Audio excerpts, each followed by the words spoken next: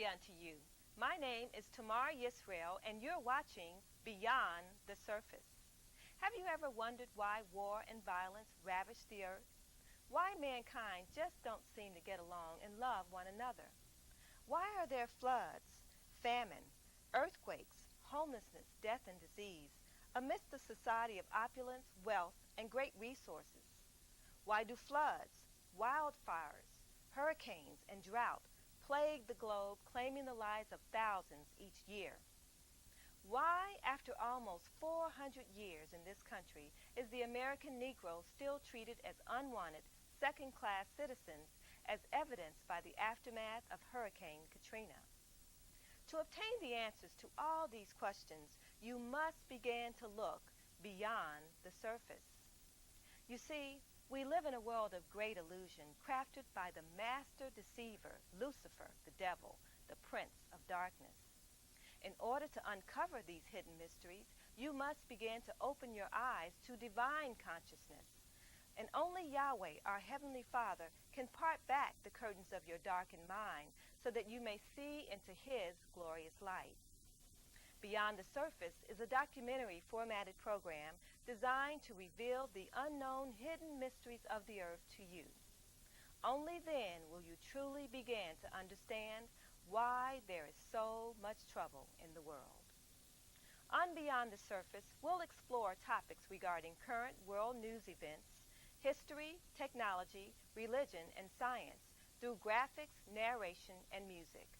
We'll end with a segment called The Watchman, designed to warn you of evil and provide an understanding of righteousness and truth. We hope you'll enjoy Beyond the Surface, so sit back and stay tuned for the program.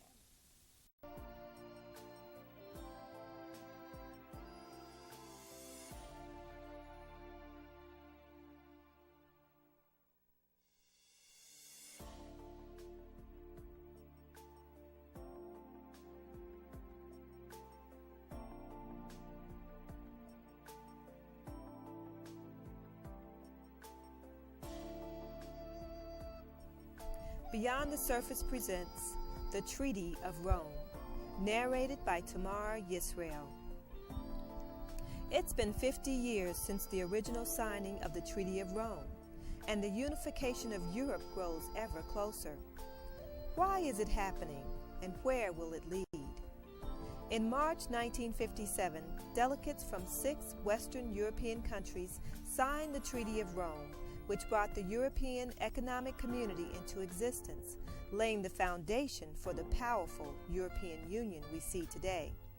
It is truly remarkable how far things have progressed. In 1981, Greece became the 10th member of the European Union, and since that time, 15 more European nations have joined in. Now, incredible events are occurring in Europe. The geopolitical changes that have rearranged the map of the continent in recent years continue. It has quickly become the largest trading bloc in the world and currently boasts the all-powerful euro, the most prized currency of all times. Forces are building in Europe that is destined to shake human civilization to its foundation. Many nations, especially the United States, are going to experience the shocking impact of the thunderclouds gathering over Europe. We will all be affected, so we can't afford to be ignorant of what is happening. We need to watch. We need to understand where these crucial events in Europe are leading, and we must understand them from a biblical and prophetic perspective. In the book of Revelation, John provides us a glimpse of a terrifying beast, which symbolizes an amalgamation of the past 4 world kingdoms into one final empire, coming up out of the sea of men that had received a deadly wound that would be healed. And this revived empire would receive its power directly from Lucifer, the devil himself. And I stood upon the sand of the sea, and saw a beast rise up out of the sea, having 7 heads and 10 horns, and upon his horns 10 crowns, and upon his heads the name of blasphemy. And the beast which I saw was like unto a leopard, and his feet were as the feet of a bear, and his mouth as the mouth of a lion. And the dragon gave him his power and his seat and great authority. Revelations chapter 13, verses 1 through 2. In order to understand the revived beast of Revelation that John saw, you must first understand the prophecy of the book of Daniel, chapter 7, as these 4 empires were also described as great beasts that would bear rule over the entire earth. And 4 great beasts came up from the sea, diverse one from another. The first was like a lion, and had eagle's wings. And behold, another beast, a second, like to a bear. After this I beheld, and lo, another, like a leopard, which had upon the back of it 4 wings of a fowl. The beast had also 4 heads, and dominion was given to it. After this I saw in the night visions, and behold, a 4th beast, dreadful and terrible, and strong exceedingly, and it had great iron teeth. It devoured and brake in pieces, and stamped the residue with the feet of it, and it was diverse from all the beasts that were before it, and it had 10 horns. Daniel chapter 7, verses 3 through 7. In Daniel chapter 2, these same 4 world empires were described in the form of a great statue that the Babylonian king Nebuchadnezzar had dreamed about. Then Yahweh showed Daniel what the dream meant. You, O king, saw, and behold, a great image. This great image, whose brightness was excellent, stood before you, and the form thereof was terrible. This image's head was of fine gold, his breast and his arms of silver, his belly and his thighs of brass, his legs of iron, his feet part of iron and part of clay.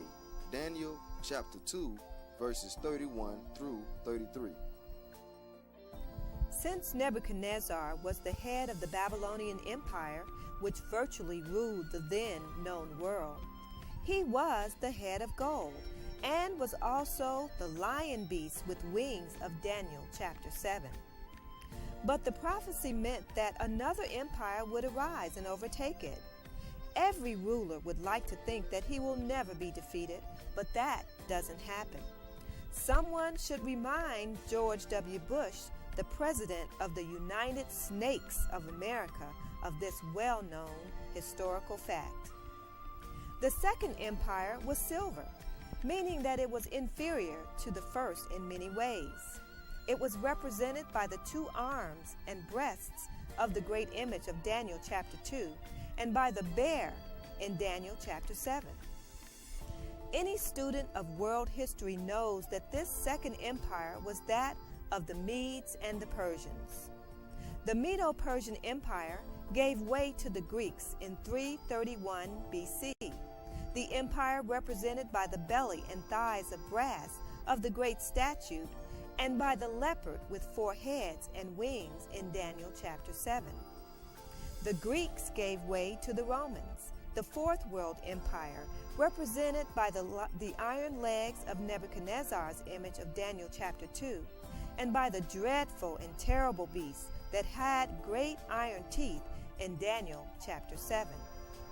The feet and toes of the great statue in Daniel chapter 2 was made of iron and clay, and the 10 horns of the dreadful beast of Daniel chapter 7 was even more deteriorated, yet strong as iron, and they both represented the future revived Roman Empire that is forming today.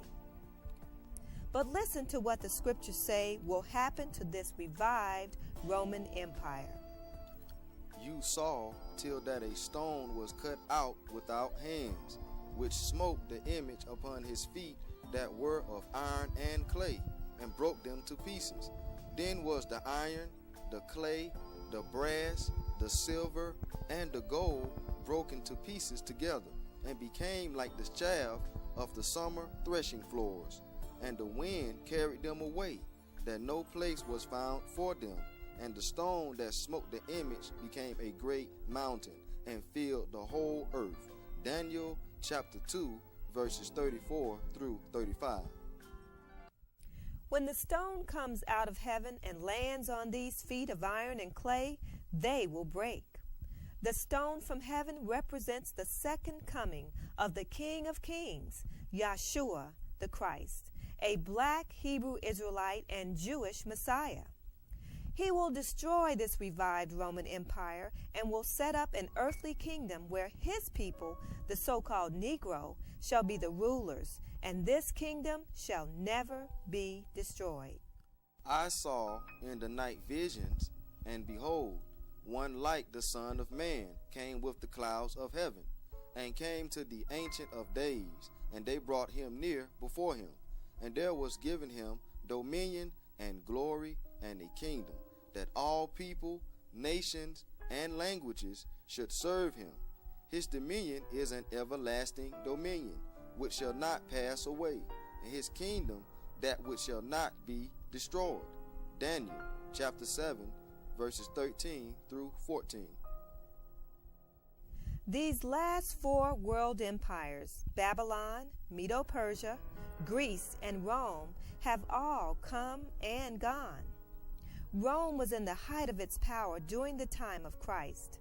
It fell in 476 AD, and there have been attempts to revive the Roman Empire ever since.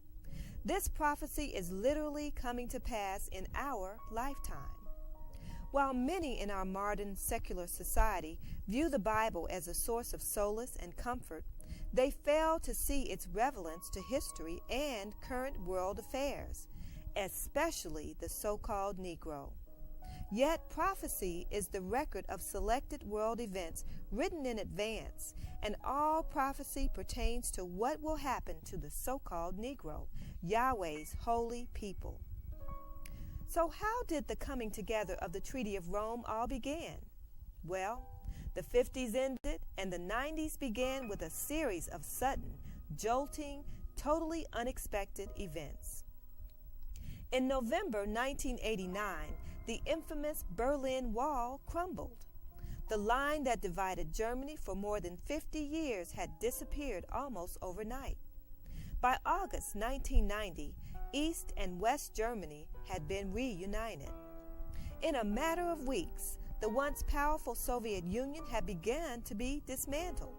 Suddenly, a dozen satellite nations in Eastern Europe were free: Poland, Lithuania, Czechoslovakia, and the walls of communism came tumbling down. All told, in less than 24 months, the map of Europe, unchanged for more than 50 years, had been radically redrawn. For the last 50 years, Europe has lived in the shadow of two superpowers, the United States and the Soviet Union. Europeans have, to some extent, watched from the sidelines while others shaped the modern world. However, the memory of when Europe dominated the world through the mighty Roman Empire has never been forgotten. The ancient desire to see Europe pacified and merged into a political unit is a dream that still lives on in the heads of the people and its rulers.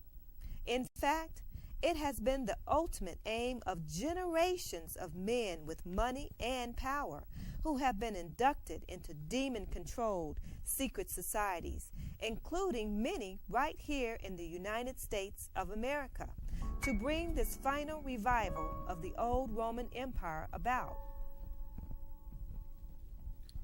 George W. Bush Sr. said, "If we do not follow the dictates of our inner moral compass and stand up for human life, then lawlessness will threaten the peace and democracy of the emerging New World Order we now see. This long dreamed of vision we've all worked toward for so long."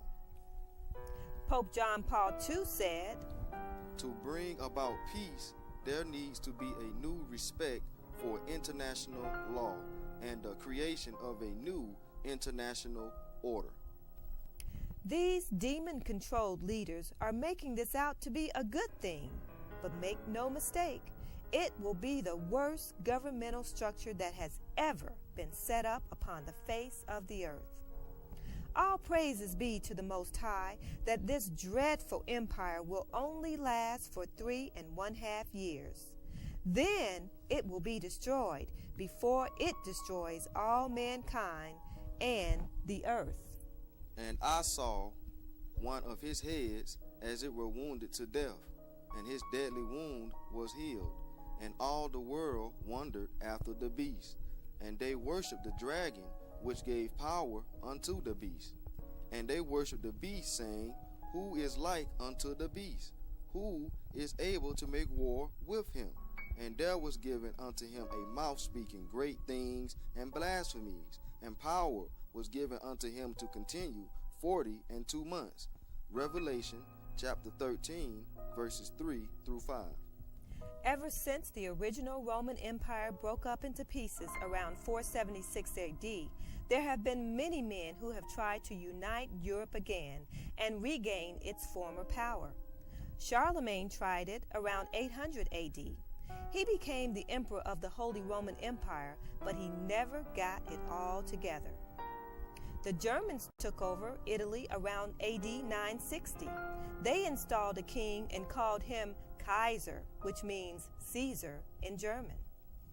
Russia got into the act and took over parts of the northeastern section. Their king was called Tsar, which is Russian for Caesar.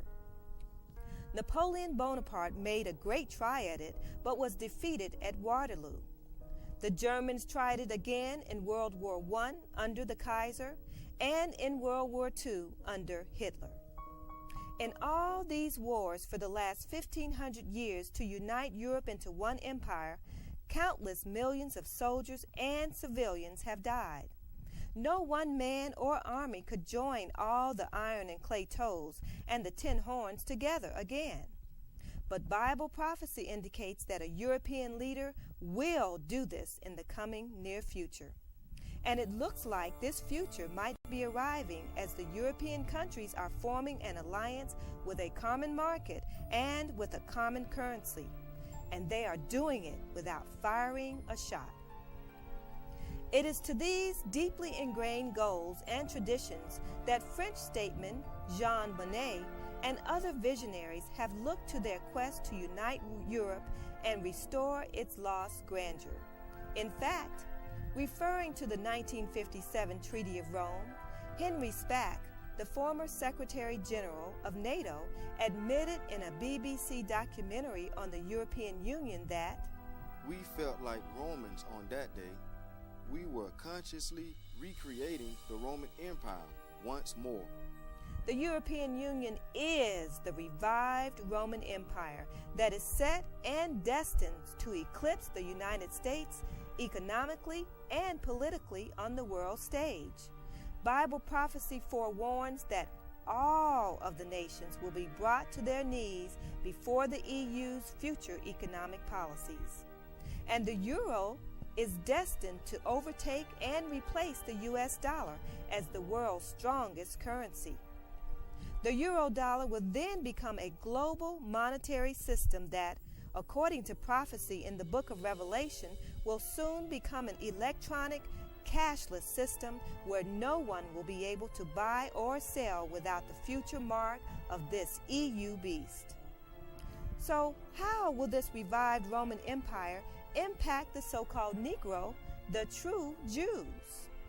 The Bible warns us that the purpose of these four world empires, and especially this last one, was to try and destroy the mighty and the holy people, and that no man shall save us, although numerous strong black men have tried. These empires were Yahweh's whipping stick to punish the true Israelites by taking them captive and ultimately trying to destroy them as a nation of people. Why?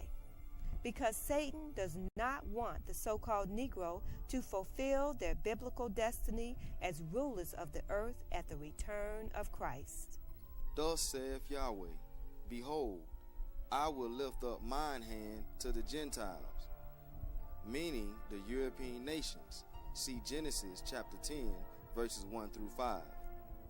and set up my standard to the people, and they shall bring your sons in their arms, and your daughters shall be carried upon their shoulders, and kings shall be your nursing fathers, and their queens your nursing mothers.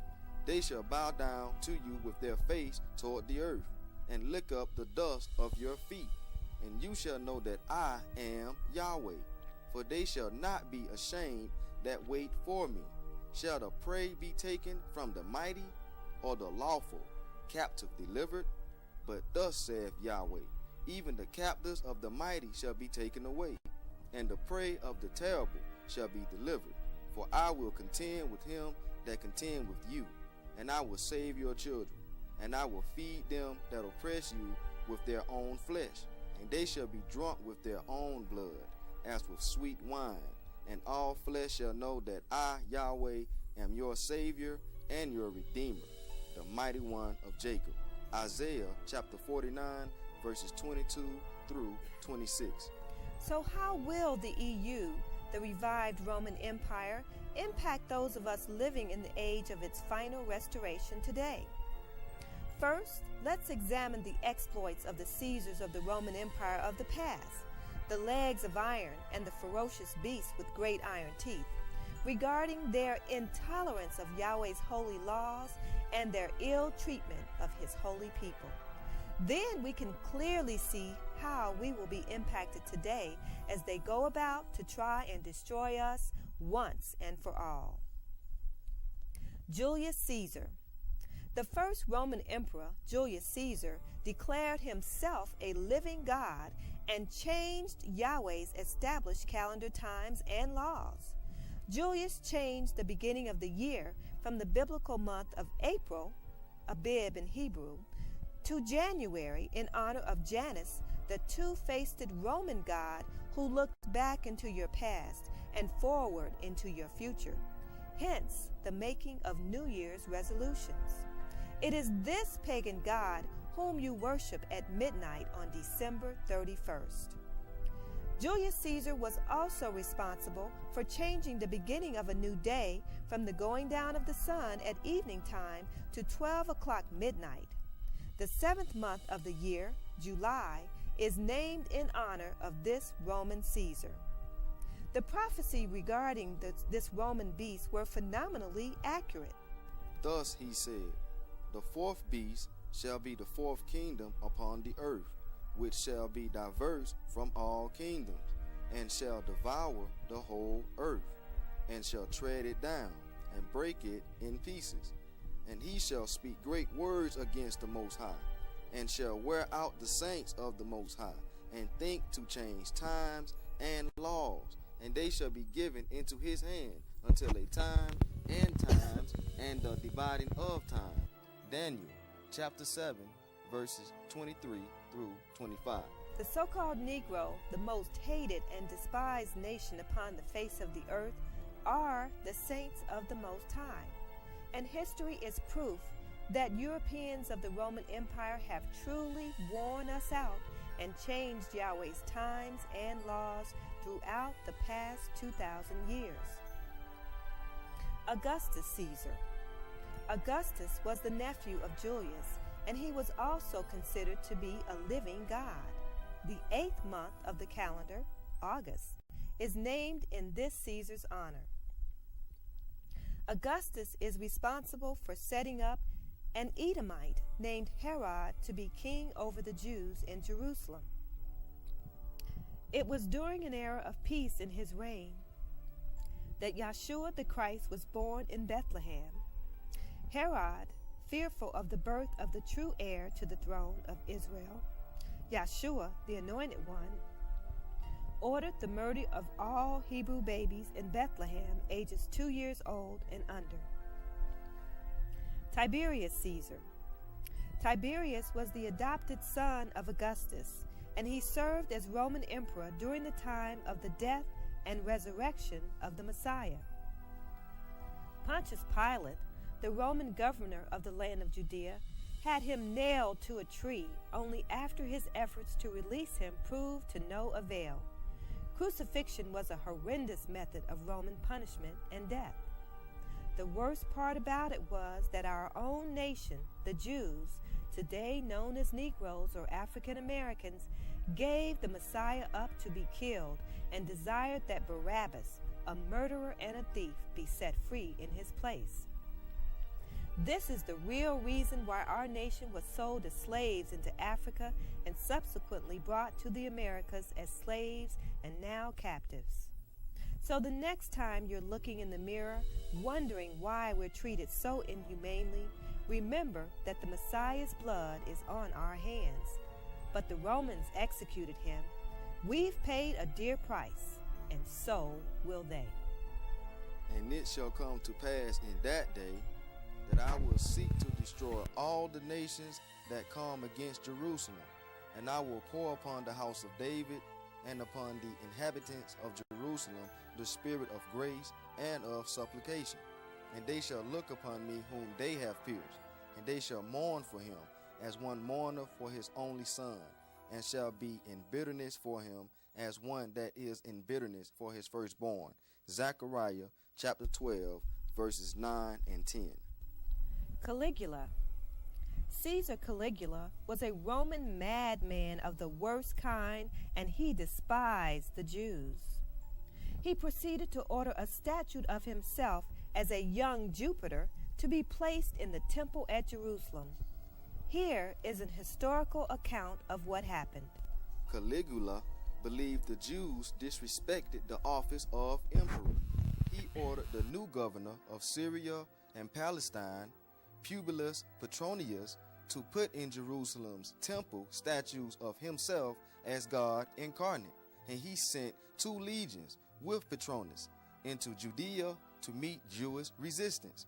According to the Jewish historian Josephus, many tens of thousands of Jews, including women and children, went to Petronius and told him they were ready to die rather than submit to Caligula's statues profaning Jerusalem's temple. They were unarmed and announced that they would not fight, and they laid on the ground, baring their throats for cutting. Claudius Caesar. This Roman emperor hated the Jews as well, so much so that he tried to expel them from the Roman Empire altogether. Roman authorities viewed the spread of Judaism as a threat to Rome. Jews were scorned for refusing to burn incense before the emperor's statue. Jews, including those who followed Christ, aroused suspicion by their inclination to keep to themselves. They were disliked for their quarrelsome denunciation of gods other than Yahweh, and they were often the targets of mockery and violence. He denied Jews their right to meet in their synagogues, and in 49 AD, following a disturbance involving Jews, Claudius, as described in Acts chapter 18, expelled the Jews from the city. Nero. Yet another sadistically insane Roman Caesar proceeded to murder all of the apostles of Yahshua the Anointed One. Nero is said to have ordered the martyrdom of the apostle Peter through crucifixion, and the apostle Paul was beheaded. He also had numerous Jews who were followers of Christ executed, blaming them for the burning of Rome, for which he himself was responsible. Countering the rumor that blamed Nero for the fire, an official investigation concluded that the fire had been started by Jewish fanatics. Nero now learned of the difference between Jews who followed Christ, known as Christians, and other Jews, and he put blame for the fire on the Christians. As punishment, Nero sent some to their death in the arena. He ordered them to be covered with wild animal skins, and they were torn to pieces by wild animals. Vespasian and Titus. Nearing the end of Nero's reign in 66 AD, the Jews revolted, killing Romans throughout Judea. Nero sent Vespasian, the then Roman general, to put down the Jewish revolt. After the death of Nero, Vespasian became emperor, and his son Titus finished the job of devastating the Jewish nation and their homeland. Titus crushed the rebellion with his Roman legions that were allowed to plunder, massacre, and burned. Unable to breach the city's defenses, the Roman armies established a permanent camp outside the city, digging a trench around the circumference of its walls and building a wall as high as the city walls themselves around Jerusalem. Anyone caught in the trench attempting to flee the city would be captured and crucified on top of the wall facing into Jerusalem. Tens of thousands of crucified bodies encircled Jerusalem by the end of the siege. Calls for help from Yahweh went unanswered. Roman soldiers poured into the city and, according to Josephus, they raped and massacred thousands. The blood of the Hebrews ran like a river throughout the city. Yet had the soldiers not the same for those that were still alive, but they ran everyone through whom they met with, and obstructed the very lanes with their dead bodies, and made the whole city run down with blood, to such a degree indeed that the fire of many of the houses was quenched with these men's blood.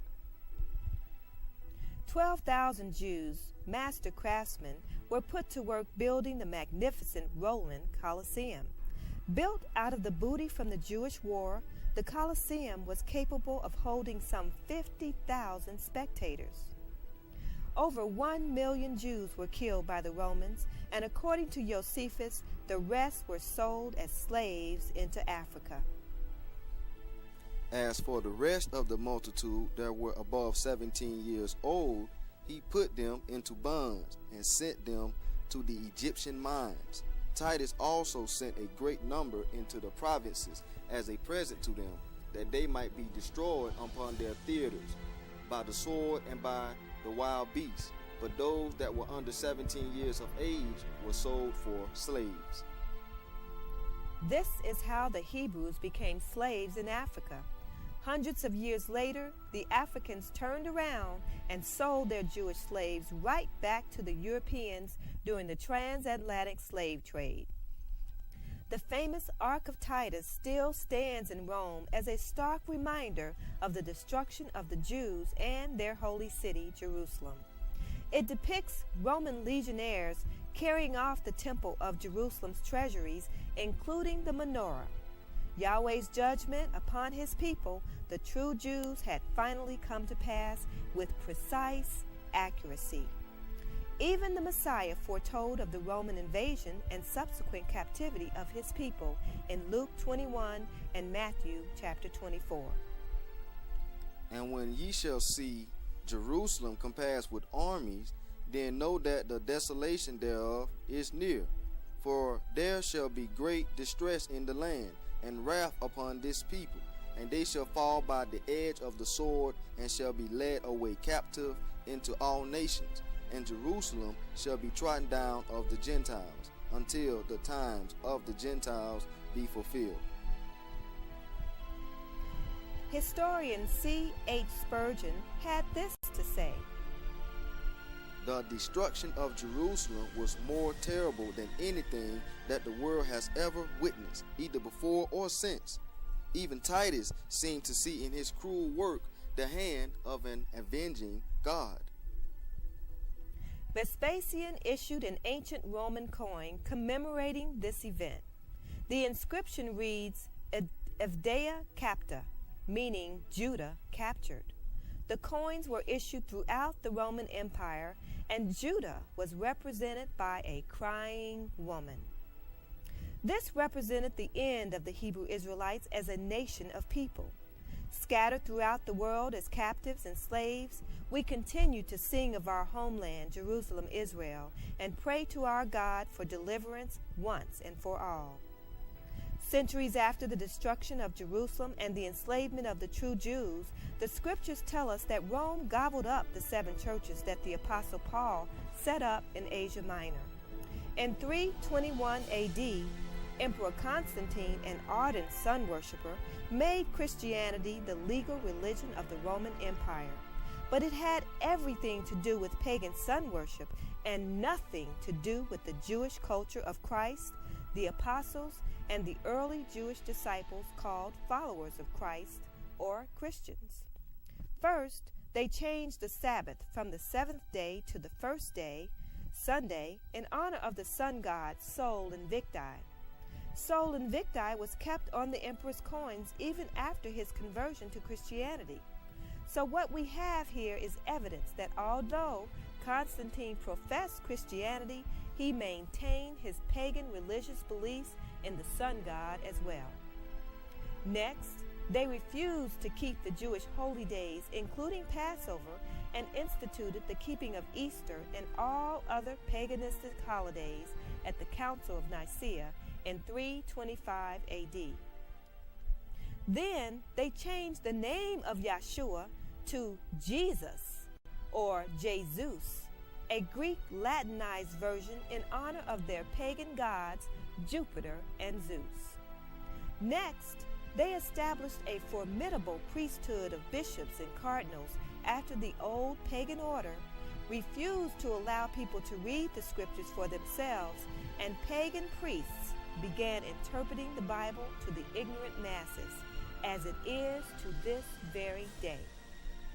This Roman Catholic, meaning universal religious head, was described as a beast with two horns like a lamb, but he spake as a dragon, and was in control of the first beast, the king of the EU, or revived Rome, in the book of Revelation, chapter 13. And I beheld another beast coming up out of the earth, and he had two horns like a lamb, and he spoke as a dragon. And he exercised all the power of the first beast before him, and caused the earth and them which dwell therein to worship the first beast, whose deadly wound was healed. Revelations chapter 13, verses 11 through 18. This beast refers to none other than the Pope of Rome. The official title of the Pope is Vicarius Filii Dei, which translated is Vicar of the Son of God. To confirm this fact, the Catholic newspaper Our Sunday Visitor of April 18, 1915 wrote, The engraved letter on the Pope's mitra is as follows: Vicarius Filii Dei. Since in Latin certain letters have numerical values, we only need to add them up to come to 666. It is the mark of the beast. And he caused all, both small and great, rich and poor, free and bond, to receive a mark in their right hand or in their foreheads, and that no man might buy or sell save he that had the mark or the name of the beast or the number of his name. Here is wisdom. Let him that hath understanding count the number of the beast, for it is the number of a man, and his number is 666. Revelations chapter 13, verses 16 through 18. Mankind will be forced to take his name, number, and mark, which will be nothing more than a microchip placed in their forehead or in their right hand. And we all know that the technology for this type of cashless society is already in place. They're just waiting for the right time to enforce it upon us. Please know and understand that there is a huge price that one will pay if you accept the name, number, and mark of the beast. Believe me when I say that according to Scripture, death will be more preferable than this. And I heard a great voice out of the temple saying to the seven angels, Go your ways, and pour out the veils of the wrath of God upon the earth. And the first went, and poured out his veil upon the earth. And there fell a noisome and grievous sore upon the men which had the mark of the beast, and upon them which worship his image. Revelations chapter 16, verses 1 and 2. The Roman Catholic Pope had habitually blasphemed Yahweh by claiming to be God himself. They call him the Holy Father, don't they? But Christ said, Call no man reverend, let alone the Father. Yahweh only is the Holy Father. Here are other excerpts from church leaders regarding their belief on the Pope's divinity. We hold upon this earth the place of God Almighty. Pope Leo XIII, in an encyclical letter dated June 20th, 1894. The Pope is not only the representative of Jesus Christ, but he is Jesus Christ, hidden under a veil of flesh. The Catholic National, July 1895.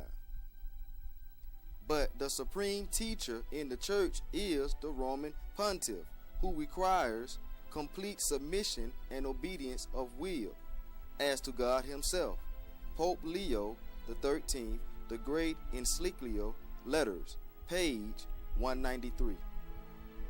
This powerful office, along with the Caesar of the Roman Empire, has implemented a false Christ-like religious system that includes the following: granted the forgiveness of sins that only Yahweh can do, allowed the worship of Mary, the mother of Christ, placed images and statues in their churches which are against Yahweh's commandments, and last but not least, commissioned Renaissance painters to change the color and nationality of Christ and his people from dark-skinned to white-skinned. Truly, the Pope and rulers of Europe have done their damage over the centuries in trying to regain control over the entire world. But the worst is yet to come. I hereby invite you to take an unprecedented look at the world in which you live. Take a look at the hidden master plan that warps the courses and destinies of the world's wealthiest men, countries, and religions. Look beyond the headlines, beyond the cable news, and beyond the fear and suspicions that these sources nurture. Examine the world's greatest acts of terrorism under a brand new light. I invite you to see with new eyes the revival of the fourth world power, the EU, the Holy Roman Empire, and resist it with all of your might. Yahweh be thanked that this empire, their leaders, and their armies will be destroyed at the coming battle of Armageddon. Yahshua, the Messiah himself, will lead the battle. According to Revelation 19, he will cast the king of EU and the Pope into the lake of fire. And a mighty angel will bound Satan, that old serpent, the devil, and cast him into a pit for 1,000 years. Then Christ and his people will rule the earth in complete peace and righteousness forever, even forever and ever. Then I would know the truth of the fourth beast, which was diverse from all the others, exceeding dreadful, whose teeth were of iron and his nails of brass, which devoured, brake in pieces, and stamped the residue with his feet. And of the 10 horns that were in his head, and of the other which came up, and before whom 3 fell, even of that horn that had eyes, and a mouth that spoke very great things, whose look was more stout than his fellows, I beheld, and the same horn made war with the saints, and prevailed against them, until the Ancient of Days came, and judgment was given to the saints of the Most High. And the time came that the saints possessed the kingdom. But the judgment shall sit, and they shall take away his dominion, to consume and to destroy it until the end. And the kingdom and dominion and the greatness of the kingdom under the whole heaven shall be given to the people of the saints of the Most High, whose kingdom is an everlasting kingdom, and all dominions shall serve and obey him. Daniel chapter 7, verses 17 through 27. Hello, and welcome to the Watchman segment of our program. You know, since 312 ACE, when Emperor Constantine decreed Christianity to be the legal religion of the Holy Roman Empire, the Europeans have fought many crusades to spread their religion worldwide. The most notable crusade of the last millennium was the taking of the New World from the Russians, that nut Christopher Columbus called Indians. Since then, these Protestants have bought Hebrew slaves, fought against Europe for independence, and they fought a civil war among its own people. And since 1914, the Christians have united to fight World War I, World War II, and recently, the Christians of the USA and her mother Europe have united to set democracy in the Middle East. However, Christian democracy is designed to change the cultures of the world to Christian values of a Gentile-type paganism. But let me read a piece of scripture in the book of Daniel and see what Daniel had to say about this fourth empire here. This is Daniel 7, and I'm going to read verse 7. It says, "After this I saw in the night vision, and behold, a fourth empire, dreadful and terrible and strong exceedingly. It had great iron teeth. It devoured and broke in pieces and stamped the residue with the feet of it, and it was different from all the beasts that was before it, and it had 10 kings that would come up among them." Now, this fourth empire is different in that it would use religion as a catalyst to conquer the whole earth. Now, I'd like to read something else to you that was said by John the Revelator pertaining to this same empire that fell in 476 ACE. A lot of people don't study history, so we don't get back and find out about these different empires, so that when you read the symbolism in the Holy Bible, you know what's being said. I'm going to read something to you about this fourth beast in Revelation chapter 13, and I'm going to pick this up at verse 1.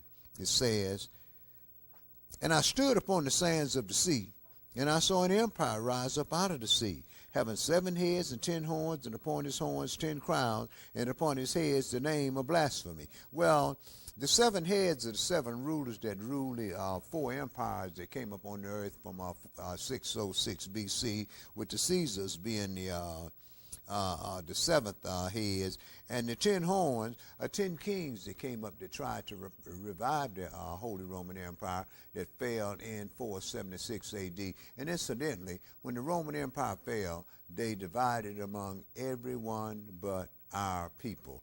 Why? Because the nation, because of who we are, and because the nations are set on destroying our seed. Verse 2, "And the beast which I saw was like a leopard, and his feet was the feet of a bear, and his mouth the mouth of a lion. And the dragon gave him his power and his seat and great authority." Well, the leopard was Alexander the Great, which refers to the swiftness that he conquered the earth. And the bear, we know that Russia is still called the bear. They came up in 539 with the Medo-Persian Empire. And then the mouth of the lion was Nebuchadnezzar. "And the dragon gave him his power and his seat and great authority. And I saw one of his heads as if was wounded to death, and the deadly wound was healed, and all the world wondered after the beast." Now, Rome fell, like I said before, Rome fell in 476 AD, and here we see that the Europeans are putting the EU together, which is the revived Holy Roman Empire that fell in 476 AD. Verse 4, "And they worshipped the dragon, which gave power unto the empire, and they worshipped the king, saying, Who is like unto this beast, and who is able to make war with him? And there was given him a mouth speaking great things and blasphemies, and power was given unto him to continue 3.5 years," which incidentally is the great tribulation period that's going to come upon our people once Lucifer is thrown out of heaven. Verse 6, "And he opened his mouth in blasphemy against Elohim, to blaspheme his name and his tabernacle, and them that dwell in heaven. And it was given unto him to make war with the saints, and to overcome them. And power was given him over all kindreds and tongues and nations. And all that dwell on the earth shall worship him, whose names are not written in the Lamb's book of life, slain from the foundation of the world. If any man have an ear, let him hear. He that leadeth into captivity shall go into captivity. He that kills with the sword must be killed with the sword." Now, what that was referring to is the political empire that they're putting together. Everybody's talking about the New World Order. Well, this is the New World Order that's coming up on the earth. The problem is America can't be a part of it. Now, that was political Babylon. Now, let me read something to you about ecclesiastical Babylon, or the Christian church. This is Revelation 17, and I'm going to read verse 8 through verse 14. "The beast that thou sawest was and is not shall ascend out of the bottom of this pit and go in perdition. And they that dwell on the earth shall worship him, whose names are not written in the Lamb's book of life, slain from the foundation of the world, when they behold the beast that was, and is not, and yet is. And here's the mind that has wisdom. The 7 heads are 7 mountains on which the whore sits. And we know that Rome sits upon 7 hills. Now I'm going to go back over to verse 1, chapter 17 and verse 1. It says, and there came one of the 7 angels which had the 7 vials, and talked with me, saying, Come hither, I will show you the judgment of the great whore that sits upon many waters, with whom the kings of the earth have committed fornication, and the inhabitants of the earth have been made drunk with the wine of her fornication. So he carried me away in the spirit in the wilderness, and I saw a woman sit upon a scarlet-colored beast, full of names of blasphemy, having 7 heads and 10 horns. In other words, she was in control of political Babylon.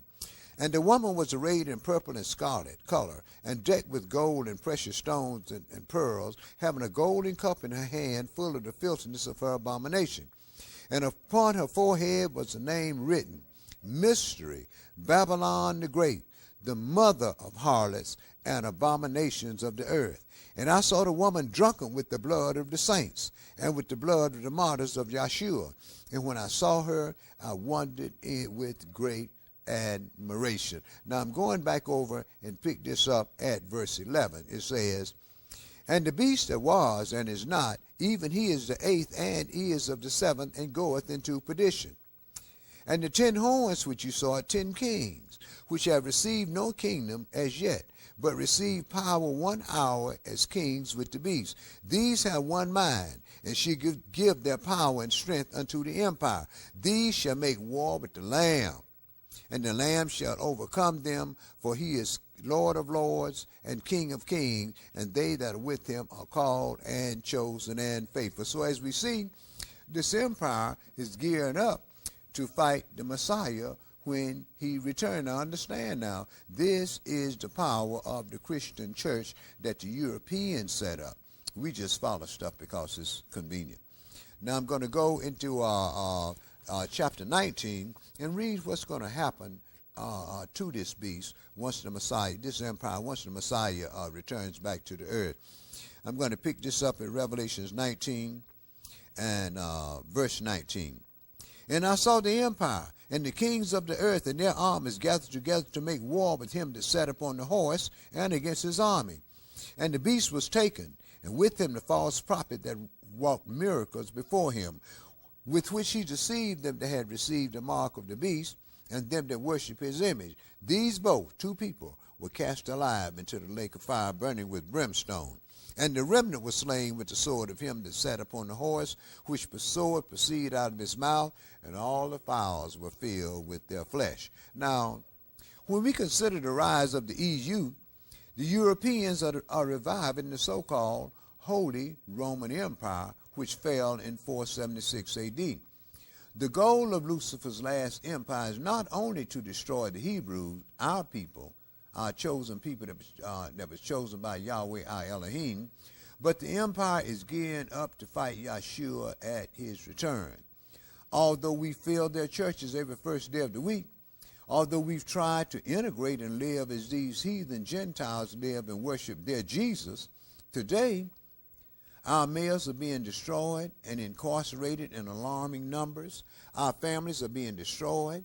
68% of our families have one parent families, one parent in the household, mainly women, and our males are being ostracized and forced to leave families by their women who corporate America has systematically made the breadwinners, and lifestyles and legislative liberties have our women dressing to show that they have no shame or no respect. That's because the chosen people of the Almighty have learned the ways of these heathens. Lucifer is using these heathens to destroy our people. But let me go and read some things to you that Yahweh warned us of pertaining to this last empire and all the other empires that were set upon the earth. I'm going into prophet Isaiah chapter 8, and I'm going to start this at verse 9. it says, associate yourselves, O you people, and you shall be broken in pieces. Give ear, all you far countries. Gird yourself, and you shall be broken in pieces. Gird yourself, and you shall be broken in pieces. Now he's talking mainly to this last empire that's coming up on the earth that these good Christian folks is putting together right now, that the Bible say is going to fight the Messiah when he returns. Verse 10. Take counsel together, and it shall come to naught. Speak the word, and it shall not stand, for Elohim is with us. For Yahweh spoke thus to me with a strong hand, and instructed me that I should not walk in the way of this people, saying, say you not a confederacy to all them to whom this people shall say a confederacy. Neither fear ye their fears, nor be afraid. Sanctify Yahweh of hosts himself, and let him be your fear, and let him be your dread. And he shall be for a sanctuary, but for a stone of stumbling, and for a rock of offense to both the houses of Israel, for a gin and a snare to the inhabitants of Jerusalem. And many among them shall stumble and fall, and be broken, and be snared, and be taken. And we can see that today. We can see that today. Anything these Euro-Gentiles come up with, our people, especially with religion, our people are quick to join it and go to West Germany with it. Verse 14. And he shall be for a sanctuary, but for a stone of stumbling, and for a rock of offense to both the houses of Israel, for a gin and a snare to the inhabitants of Jerusalem. And many among them shall stumble and fall, and be broken, and be taken, and be snared. Bind up the testimony, seal the law among my disciples. And I will wait upon Yahweh that hides his face from the house of Jacob, and I will look for him. Behold, I and the children whom Yahweh have given me are for signs and wonders in Israel, from Yahweh of hosts that dwells in Mount Zion. And when they shall say unto you, seek unto them that have a familiar spirit, and to visit that peep and that mutter, should not a people seek unto their God, for the living to the dead, to the law and to the testimony? If they speak not according to this word, it is because there is no light in them. And they shall pass through it, hardly be stead and hungry.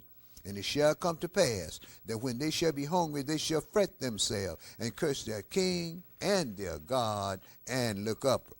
And they shall look upon the earth, and behold trouble and darkness, dimness of anguish, and they shall be driven into darkness.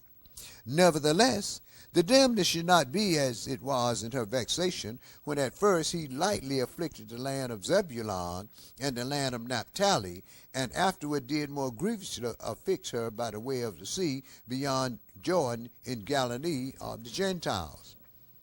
The people that sat in darkness have seen a great light. They that dwell in the land of the shadow of death, upon them has the light shine. And truly, today we are in the land of the shadow of death.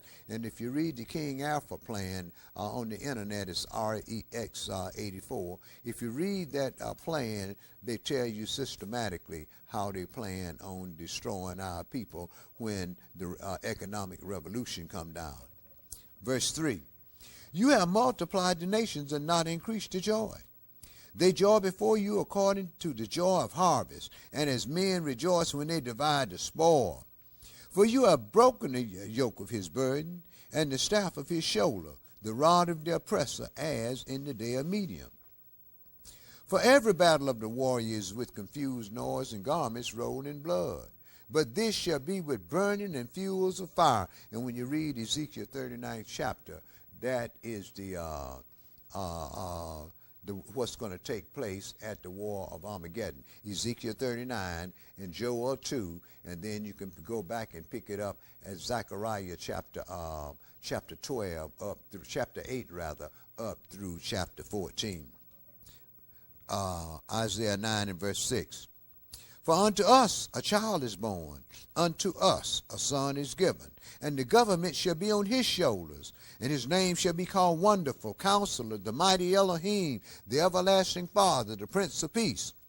Of the increase of his government and peace there shall be no end upon the throne of David, and upon his kingdom, to order it and to establish it with judgment and with justice from henceforth even forevermore. The zeal of Yahweh of hosts shall perform this.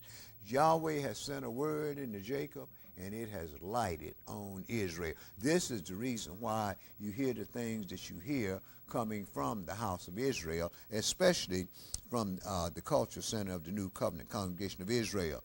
We are Yahweh's chosen people, and we are set in the earth to bring forth the fruit that will to make them ready for the return of the Messiah. Yahweh told Abraham we'd be here 400 years, and we're right at the end of that 400 years, which is ending at the 2,520 years that the Gentiles was given in Daniel chapter 2 to rule the earth. So be careful. Read your book. And like Christ said, watch. When you begin to see these things come about, look up, because your redemption is near, right at the doors. My name is Yaakov ben Israel, and I'm the elder priest of the Culture Center of the New Covenant Congregation of Israel. We're located at 3901A Covington Highway in Decatur, Georgia. Our website is THENCCI.com. Check our website and come and see what you can come up with. We try to do a pretty good website for you to give you knowledge and understanding so you can read your scripture and understand that we haven't got long to stay here in this place of our captivity. Our fathers was brought over here slaves, but if you read Isaiah 66, you'll see that Yahweh is going to redeem our people and bring us back to the earth. And you couple Isaiah 66 with Micah chapter 4 and Isaiah chapter 2. Peace. Yahweh be with you all.